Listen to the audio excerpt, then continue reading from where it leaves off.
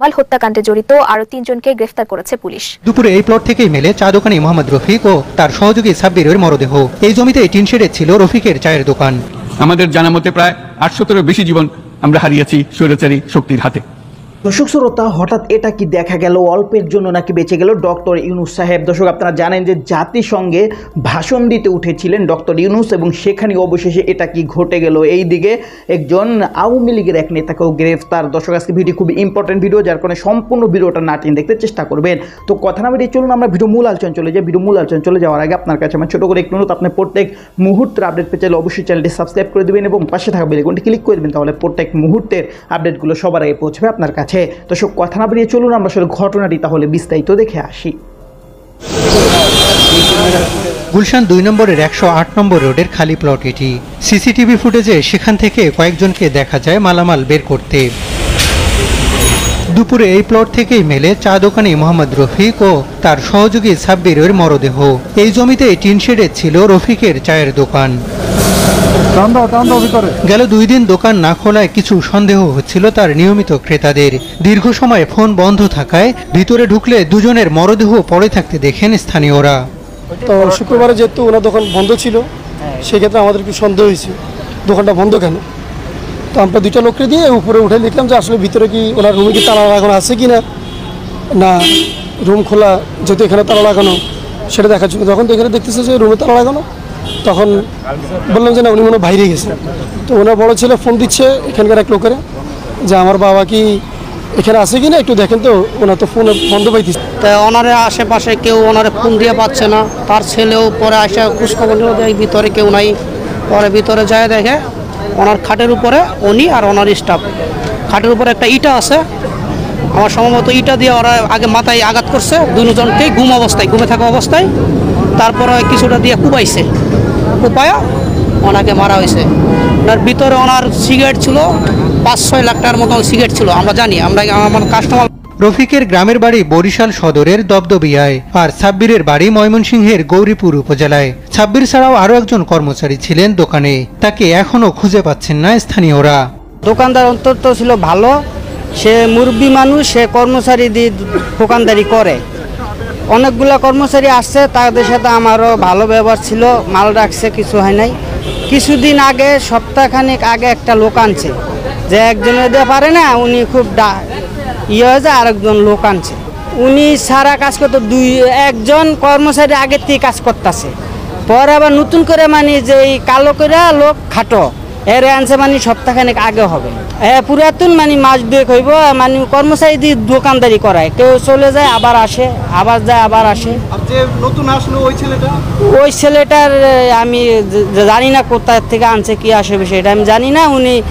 ওনাদের সাথে মিল হইতো না রে ছেলেটা, কালো করে দাঁড়িয়ে দিয়েছে। এটা অনুমানিক আমি সপ্তাহখানিক হবে। প্রাথমিকভাবে এটিকে হত্যাকাণ্ড বলে ধারণা করছে পুলিশ।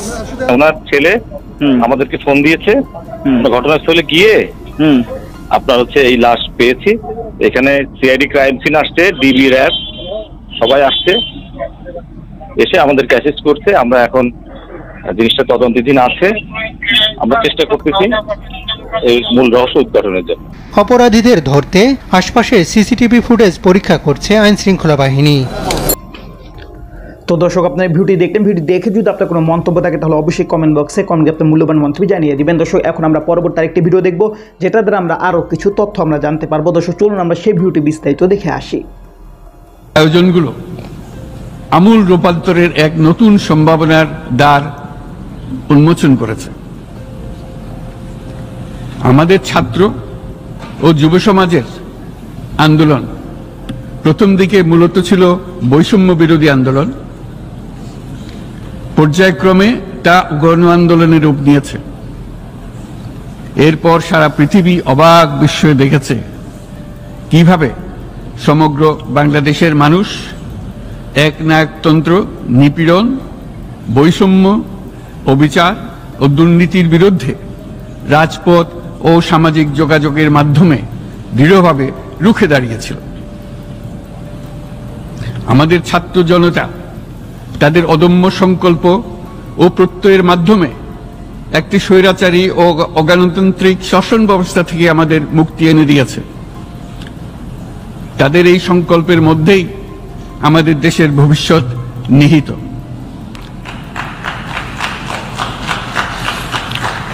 যা এই দেশকে বিশ্ব সম্প্রদায়ের মাঝে একটি দায়িত্বশীল জাতির মর্যাদায় উন্নত করবে বলে আমি বিশ্বাস করি। এই গণ আন্দোলন রাজনৈতিক অধিকার ও উন্নয়নের সুবিধা বঞ্চিত বাংলাদেশের আপামর জনসাধারণকে ঐক্যবদ্ধ করেছে। বাংলাদেশের মানুষ উন্নয়ন কর্মকাণ্ডকে অন্তর্ভুক্তিমূলক অংশীদারিত্ব রূপে দেখতে চেয়েছিল। আমাদের জনগণ একটা ন্যায্য অন্তর্ভুক্তিমূলক ও কার্যকর গণতন্ত্রের জন্য লড়াই করেছে, যার জন্য আমাদের নতুন প্রজন্ম জীবন উৎসর্গ করেছে। আমাদের এই তরুণীরা যে প্রজ্ঞা, সাহস ও প্রত্যয় দেখিয়েছে তা আমাদের অভিভূত করেছে, সারা বিশ্ববাসীকে অভিভূত করেছে। বন্দুকের গুলি উপেক্ষা করে বুক পেতে দাঁড়িয়ে গিয়েছিল আমাদের এই তরুণরা। অবৈধ রাষ্ট্র ক্ষমতার বিরুদ্ধে প্রবলভাবে সোচ্চার হয়েছিল আমাদের তরুণ তরুণীরা। স্কুল পড়ুয়া কিশোর কিশোরীরা তারা নিঃসঙ্গ চিত্তে উৎসর্গ করেছিল তাদের জীবন। শত শত মানুষ চিরতরে হারিয়েছে তাদের দৃষ্টিশক্তি। আমাদের মায়েরা, দিনমজুরেরা ও শহরের অগণিত মানুষ তাদের সন্তানদের কাঁধে কাঁধ মিলিয়ে নেমেছিল রাজপথে। তপ্ত রোদ, বৃষ্টি, মৃত্যু ভয়কে তোয়াক্কা না করে তারা সত্য ন্যায়সঙ্গত আকাঙ্ক্ষার বিরুদ্ধে দীর্ঘকালব্যাপী রাষ্ট্রযন্ত্রকে পরিচালনা করার অশুভ ষড়যন্ত্রকে পরাভূত করেছিল। জনগণের এই আন্দোলনে আমাদের জানা মতে প্রায় 800-এরও বেশি জীবন আমরা হারিয়েছি স্বৈরাচারী শক্তির হাতে। উদারনীতি, বহুত্ববাদ ও ধর্মনিরপেক্ষতার উপর মানুষের গভীর বিশ্বাস থেকেই বাংলাদেশ রাষ্ট্রের অভ্যুদয় হয়েছিল। 1971 সালে যে মূল্যবোধকে বুকে ধারণ করে আমাদের গণমানুষ যুদ্ধ করেছিল, সেই মূল্যবোধকে বহু বছর পরে আবার জেনারেশন জি, যে প্রজন্ম জি, নতুনভাবে আমাদেরকে দেখতে শিখিয়েছে। এরকমটি আমরা দেখেছিলাম 1952 সালের ভাষা আন্দোলনে, বাংলাকে মাতৃভাষা হিসেবে প্রতিষ্ঠার সময়। বাংলাদেশের এই অভ্যুত্থান আগামী দিনগুলোতে বিশ্বের বিভিন্ন প্রান্তে মানুষকে মুক্তি ও ন্যায় বিচারের পক্ষে দাঁড়াতে প্রেরণা যোগাবে। আমাদের মুক্তি ও গণতান্ত্রিক আকাঙ্ক্ষাকে বাস্তবে রূপ দিতে আমি তাই আজ বিশ্ব সম্প্রদায়কে আমাদের নতুন বাংলাদেশের সঙ্গে সম্পৃক্ত হওয়ার উদাত্ত আহ্বান জানাচ্ছি। মাননীয় সভাপতি, যে রাষ্ট্র কাঠামো দুঃসহ হয়ে গেছে তার পুনর্গঠনের জন্য আমাদের তরুণরা, দেশের আপামর জনসাধারণ একমত হয়ে আমার এবং আমার উপদেষ্টা পরিষদের উপর আস্থা রেখে সরকার পরিচালনার এক মহান দায়িত্ব আমাদের উপর ন্যস্ত করেছে। এই দায়িত্ব গ্রহণের পর আমরা গভীর বিস্ময় ও হতাশার সঙ্গে মুখোমুখিভাবে দেখতে পাচ্ছি কিভাবে সর্বগ্রাসী দুর্নীতি একটি কার্যকর গণতান্ত্রিক ব্যবস্থাকে ধ্বংসস্তূপে পরিণত করেছে, কিভাবে রাষ্ট্রের মূল প্রতিষ্ঠানগুলোকে নির্মমভাবে দলীয়করণের আবর্তে বন্দী করে রাখা হয়েছিল, কিভাবে জনগণের অর্থকে লুটপাট করা হয়েছিল, কিভাবে একটি বিশেষ স্বার্থান্বেষী গোষ্ঠী সমস্ত ব্যবসা বাণিজ্যকে অন্যায়ভাবে নিজেদের হাতে কুক্ষিগত করে দেশের সম্পদ অবাধে বিদেশে পাচার করে দিয়েছে।